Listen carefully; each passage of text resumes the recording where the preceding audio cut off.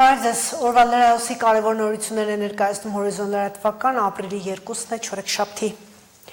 Գյումրիում արտահերթ ընտրություններից 3 օր անց հետընտրական անորոշությունը պահպանվում է, իշխող ուժը քաղաքացիական պայմանագիր կուսակցությունը քվեարկության արդյունքներով չկարողացավ մեծամասնության քվեն շահել, իսկ ընդդիմադիր 4 ուժերի միասին հավաքել են 50 գումարած 1 ձայներ։ Սա նշանակում է, որ քաղաքապետ ընտրելու համար ավագանու մանդատներ ստացած ուժերը պետք է միավորվեն կամ աջակցեն միմյանց ստացած քվեների թվով երկրորդ ուժի Հայաստանի կոմունիստական կուսակցության քննադատու Վարդան Ղուկասյանի օգտին քվեարկելու մասին հայտարարել են Գյումրիի ավագանու կազմում մանդատներ ստացած Մայր Հայաստան դաշինքը եւ Իմ հզոր համայնքը կուսակցությունը։ Սրանով հանդերձ էլի ձայները չեն բավականացնում քաղաքապետ ընտրելու համար։ Քաղաքապետի ընտրության համար վճռորոշ որոշումը մեր քաղաքը դաշինքինն է, որի քաղաքապետի թեկնածուի Մարտուն Գրիգորյանի հայտարարությանն են սպասում բոլորը։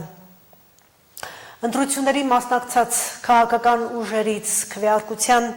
արդյունքների վերաբերյալ թիվ 31 ընտրատարածքային ընտրական հանձնաժողովը բողոք դիմումներ չի ստացել, բայց ամեն դեպքում ընտրատարածքային հանձնաժողովը որոշեց 82 տեղամասերից ընդամենը 7-ի քվեաթերթիկները վերահաշվարկել։ Ինչու, որովհետև տեղամասային հանձնաժողովների կազմած արձանագրություններում տեխնիկական թերություններ էին գտել։ Երեկվանից թիվ 31 տարածքային ընտրական հանձնաժողովում սկսել էին նորից հաշվել թեկնածուների ձայները։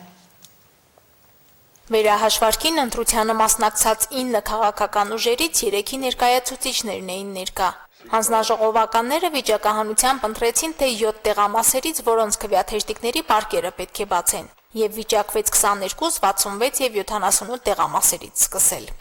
Սահմանադրական օրենքով, մեր ընտրական օրենսգրքով առաջին հերթին վերահաշվարկեն, պետք է վերահաշվարկվեն, եթե մենք ունենանք վերահաշվարկի դիմում բողոքներ, կամի որ չունենք, երկրորդ հերթին արվում է մեր վիճակահանությամբ արած տեղամասերը, այնպես որ 7 տեղամաս ենք մենք վերահաշվարկ անելու, սկսում ենք 22-ից։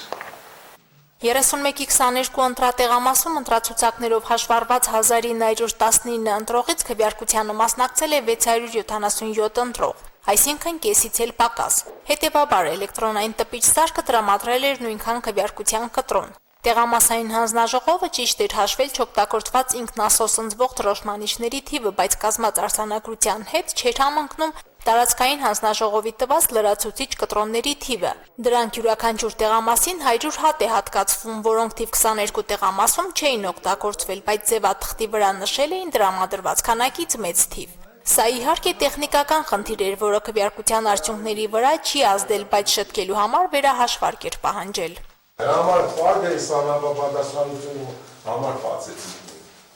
Մենք իրավունք չունենք, գիտենք ինչին է հարցը, բայց մենք իրավունք չունենք։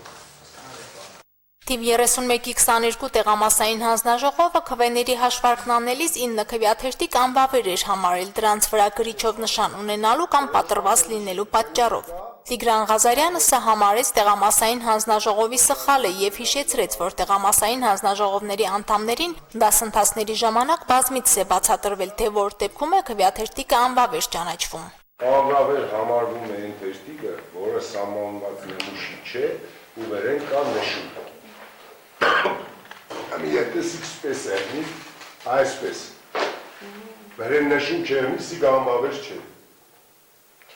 Չէ։ Չէ, անվավեր չէ։ Ես ձեզ ուղղակի կատացիս է։ Եթե ամբողջականությունը խախտված եղավ, այսինքն ինքը վերեն տարված եղավ, այդ ժամանակ ինքը ոչ սահմանված նմուշի, էլի անվավեր չէ։ Տրված կամ թե վնասված, բայց ամբողջականությունը չկորցրած առանց նշումների քվեաթերթիկներ տեղամասային հանձնաժողովի որոշմամբ անվավեր էին ճանաչվել։ Խոսքիս վրա, ժողովուրդ ջան։ Նայեք, ոչ մի նշում չկա վերել, ոչ քարիճով, ոչ բանով։ Տեսեք այն մեկի վրա քարիճով նշում կար։ Նույնիսկ անվավեր է։ Սիգ վավեր է, ժողովուրդ ջան, կարող եք նկարեք բոլորին ցույց տալ։ Սիգ վավեր թերթիկ է։ Կարող եք ծրարի միջից քաշել են, հանելուց պատրվել է։ Անվավեր համարված 9 քվեաթերթիկներից 6-ը թիվ 31 ընտրատարածքային հանձնաժողովի նախագահը վավեր ճանաչեց ու ըստ քվեաթերթիկների համարների 5 թեկնածուների վերադարձրեց իրենց օգտին քվեարկած ձայները։ Երկու հատ ավելացավ քաղաքացիական պայմանագրին, մի հատ կոմունիստական կուսակցությունին 5-րդ Արտյոմն էր։ Հասկից։ Հասկին ավելացավ, մի հատ ավելացավ Եվրոդաշինքից։ Եվրոդաշինքին, մեկն էր իմ հզոր համայնքին։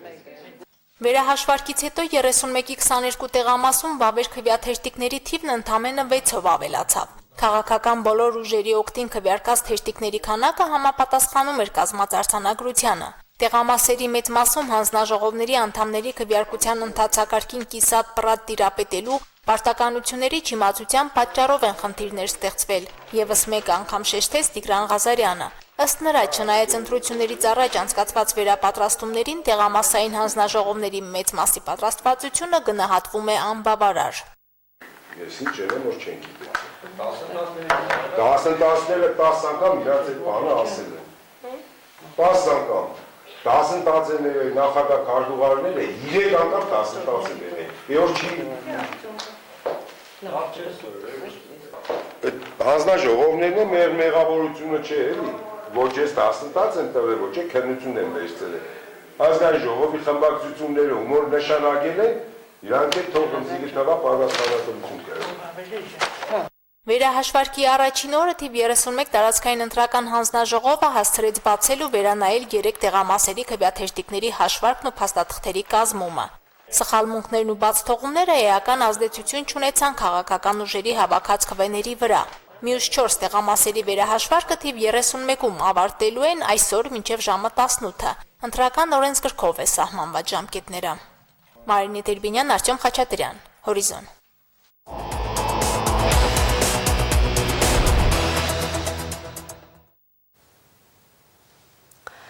Այսօր լրանում է 2016 թվականի ապրիլյան պատերազմի 9-րդ տարելիցը։ 2016 թվականի ապրիլի 1-ի լույս 2-ի գիշերը ադրբեջանական կողմը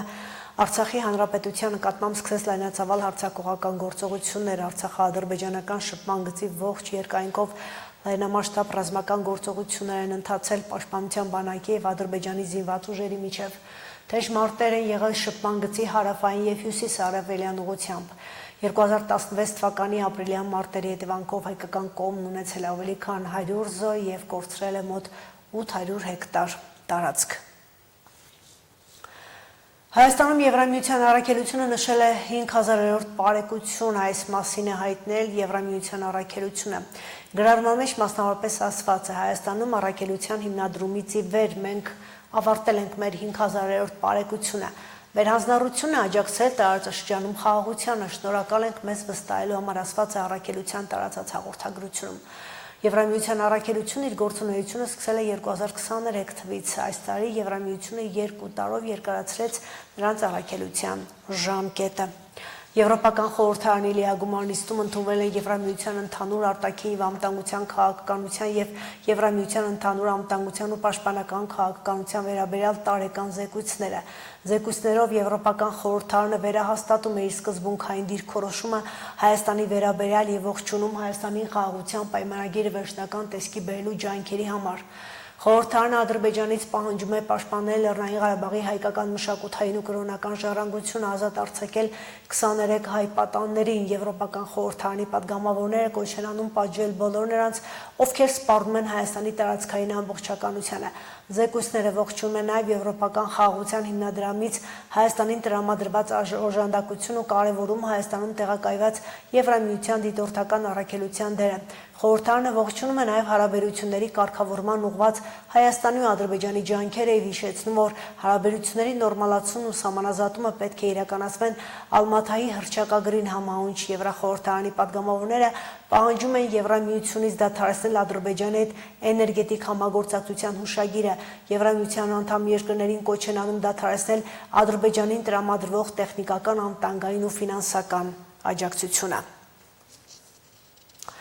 Երևանից հետո Գերմանիայի նախագահ Բաքու է մեկնել։ Ֆրանկ-Վալտեր Շտայնմայերը արդեն հանդիպել է Ադրբեջանի նախագահ Ալիևի հետ։ Իդեպ սրան նախորդել էր Բեռլինի եւ Բաքվի միջև դիվանագիտական սկանդալը։ Բանն այն է, որ նախագահի պաշտոնում առաջին անգամ Հայաստան կատարած պաշտոնական այցի ժամանակ Գերմանիայի նախագահը Instagram-ի իր պաշտոնական էջում հրապարակել էր Արցախի դրոշի լուսանկարը։ Պաշտոնական Բաքուն բողոքել էր Գերմանիայի դեսպանը կանչվել երկրի արտգործնախարարություն, որտեղ նրան բողոքի նոտա էր փոխանցվել։ Շտայնմայերի Բաքու այցից առաջ Գերմանիայի նախագահի աշխատակազմի ղեկավար պետքարտուղար Դյորտե Դինգերը նամակով ներողություն էր խնդրել հրապարակման համար, նշելով, թե այն տեխնիկական սխալի արդյունք է, ապա ասել էր, որ Շտայնմայերի այցը Բաքու նպատակ ունի ամրապնդել երկու երկրների միջև գործընկերությունը, աջակցել տարածաշրջանում ընթացող խաղաղ գործընթացին։ Ռուսաստանի Դաշնության միգրացիոն օրենսդրությունում հերթական փոփոխություններ են տեղի ունեցել։ Ապրիլի 1-ից գործում են երկու նոր կարգավորումներ։ Մեկը վերաբերում է օտարերկրացիների երեխաներին Ռուսաստանի Դաշնության դպրոցներում սովորելու իրավունքին, մյուսով ստուգվելու այդ երեխաների ու նրանց ծնողների Ռուսաստանի Դաշնությունում գտնվելու օրինականությունը։ Այս փոփոխություններին անդրադարձել է հայկական Կարիտասի միգրացիոն ծրագրերի փորձագետ Տաթևիկ Բեժանյանը։ Այստեղ ուզում եմ հատուկ ուշադրություն հրավիրել բոլոր այն մեր հայրենակիցների, ովքեր Ռուսաստանի Դաշնություն են մեկնել ընտանիքներով եւ որոնց երեխաները այս պահին էլ սովորում են դպրոցներում։ Ճիշտ է, մինչ այդ էլ արդեն սկսել էին արդեն իսկ փետրվարի 5-ից ստուգել արդյոք երեխաները օրինական են գտնվում Ռուսաստանի Դաշնությունում, բայց պետք է հաշվի առնել, որ սկսած ապրիլի 1-ից խիստ ստուգումներ են լինելու Ռուսաստանի Դաշնության բոլոր դպրոցներում, որ եթե երեխաները օրինակ գրանցումը իրենց կեղծ է կամ գրանցման ժամկետը լրացել է, ապա պատժվելու են նաև ծնողները եւ եթե նույնիսկ ծնողը օրինական է գտնվում, ապա հնարավոր է նաև նրա օրինական գտնվելը չեղարկվի եւ հնարավոր է նաև արտաքսում լինի ծնողների եւ երեխաների։ Այս փուլում այն հայ միգրանտները, որոնք գտնվում են Ռուսաստանում, ինչ ունեն անելու, թե իրենց փաստաթղթերը կարգի բերելու առումով, թե երեխաներին պատրաստում են դպրոց տեղավորել, միգուցե նոր են տեղափոխվել, ինչ ընթացակարգ է սպասվում։ Առաջինը ոչ մի պարագայում կեղծ ռեգիստրացիա չգնել։ Կեղծ ռեգիստրացիան ուղիղ տանելու է դեպի քրեական դաշտ եւ եթե չդատեն, ապա միանշանակ արտաքսելու են։ Ես ուղղակի խնդրում եմ կեղծ ռեգիստրացիաներ մի գնեք։ Իրական ռեգիստրացիա արեք ձեր բնակության վայրում, ձեր երեխաներին նույնպես։ Հաջորդը անպայման մինչև Ռուսաստանի Դաշնություն մեկնելը երեխաների հետ պարապեք, տվեք պարապելու ռուսաց լեզու, եթե պատրաստում եք, որ ձեր երեխան պետք է դպրոցում սովորի, որովհետև հարցերի 90%-ին պետք է երեխաները ճիշտ պատասխանեն։ Այլապես չեն կարող հաղթահարել անցողիկ շեմը։ Անցողիկ շեմը հենց 90%-ն է։ Առաջին դասարանցիները պետք է տրված 10 հարցից 9-ին ճիշտ պատասխանեն, 2-ից 5-րդ դասարանցիները 20 հարցից 18-ին առնվազն պետք է ճիշտ պատասխանեն, 6-ից 9-րդ դասարանցիները 22-ից 20 հարցին պետք է ճիշտ պատասխանեն եւ 10-ից 11-րդ դասարանցիները 24-ից 22 հարցին պետք է ճիշտ պատասխանեն։ Այսինքն շատ պատրաստված պետք է գնալ եւ արդեն իսկ նաեւ նշանակվել են այն վայրերն ու այն հանձնաժողովները, որոնք երեխաներից վերցնելու են այդ քննությունները։ Այլապես ձեր երեխաները որևէ պարագայում չեն կարող սովորել Ռուսաստանի Դաշնության դպրոցներում։ Իսկ այն երեխաները, որոնք արդեն իսկ դպրոց հաճախում են, իրենց հետ կապված ինչ-որ կարգավորումներ կան, նշեցիք կարծես, որ նույնիսկ եթե դպրոցում սովորում է երեխան, ծնողների փաստաթղթերի օրինականությունն է ստուգելու։ Առայժմ սովորող երեխաները քննություն տալու են, թե ոչ որևէ բան դեռ հայտնի չէ, բայց փաստաթղթերի առումով այո ստուգելու են բոլորին, այդ թվում նաև այս պահին դպրոցում սովորողներին, եւ մենք ցավոք արդեն ունեցել ենք դեպքեր, երբ դպրոցում ստուգում անցկացնելիս պարզվել է, որ երեխան կամ չունի միգրացիոն հաշվառում, այսինքն ռեգիստրացիա կամ կեղծ է փաստաթուղթը, եւ ծնողների հետ միասին տարել են երեխաներին օտարերկրացիների պահման վայր, կամ ինչպես մեր հարգելի Ռուսաստանում գտնվող Հայաստանի Հանրապետության քաղաքացիներն են ասում, սպեցպրիոմնիկ, եւ այնտեղից արդեն արտաքսել են իրենց։ Չնայած որ նույնիսկ Ռուսաստանի Դաշնության օրենսդրությամբ երեխաներին իրավունք չունեն տանելու այդ հաստատությունը, բայց միևնույն է տանում են, եւ որpիսի այս խնդրի առաջ չկանգնեք, պարզապես մի գնեք ձեր երեխաների համար կեղծ ռեգիստրացիա կամ ժամկետի մեջ երկարացրեք նրանց գտնվելը։ Ինչպես կարելի է դա անել, եթե ընտանիքի մի անդամն է միայն աշխատանքային միգրանտ, ապա երբ նա կնքում է աշխատանքային պայմանագիր եւ իր պայմանագրի ժամկետով կարողանում է երկարացնել իր ռեգիստրացիան Ռուսաստանի Դաշնությունում, այդ նույն պայմանագրի ժամկետով կարող է երկարացնել իր կնոջ եւ երեխաների կամ եթե կինն է աշխատող ամուսնու եւ երեխաների ռեգիստրացիան Ռուսաստանի Դաշնությունում նույն պայմանագրի ժամկետով։ Պարզապես հաշվի առեք, որ պայմանագրի աշխատավարձի տողում պետք է լինի տվյալ տարածքի прожиточный մինիմումի չափով գրված աշխատավարձ բազմապատկած ընտանիքի անդամների թվի չափով։ Օրինակ Մոսկվայում ենթադրենք դա կազմում է 26000 ռուբլի եւ 4 հոգանոց ընտանիքի դեպքում պետք է լինի 26000 անգամ 4, որպեսզի ինքը կարողանա երկարացնել տվյալ իր ընտանիքի անդամների ռեգիստրացիան։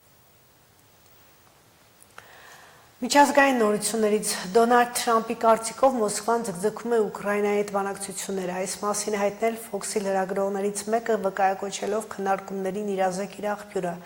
Ըստ նրա, Թրամփը հիասթափված է եւ դիտարկում է Ռուսաստանի նկատմամբ պատժամիջոցներ կիրառելու տարբերակը։ Դա կարող է լինել ռուսական նավատորմը, որով Բալթիկ ծովով նավթի անօրինական փոխադրում է իրականացվում, X-ի միկրոբլոկում գրել է լրագրողը։ Իրանը վերահաստատում է, որ ոչ մի դեպքում չի ձգտի արտադրել կամ ձեռք բերել միջուկային զենք։ Այս մասին X-ում գրել է Իրանի արտգործնախարար Աբբաս Արաղչին, անդրադառնալով Թեհրանի միջուկային ծրագրի վերաբերյալ Միացյալ Նահանգների նախագահի սպառնալիքներին։ Նախարարը նշել է, որ 2015 թվականի միջուկային համաձայնագիրը նշում է Իրանի հիմնական պարտավորությունը։ Աբբաս Արաղչին նշել է, որ այդ փաստաթղթի ստորագրումից 10 տարի անց եւ դրանից Միացյալ Նահանգների միակողմանի դուրս գալուց հետո էլ չկա որևէ ապացույց, որ Իրանը խախտել է այն։ Դիվանագիտական շփումներն անցյալում արդյունավետ են եղել, հիմա էլ կարող են։ Միաժամանակ բոլորի համար կարևոր է հասկանալ, որ գոյություն չունի ռազմական լուծում, ասել է իրանցի դիվանագետը։ Այսքան այս ժամին լրահոսում ծանոթացեք նորությունների ժամը 20-ին։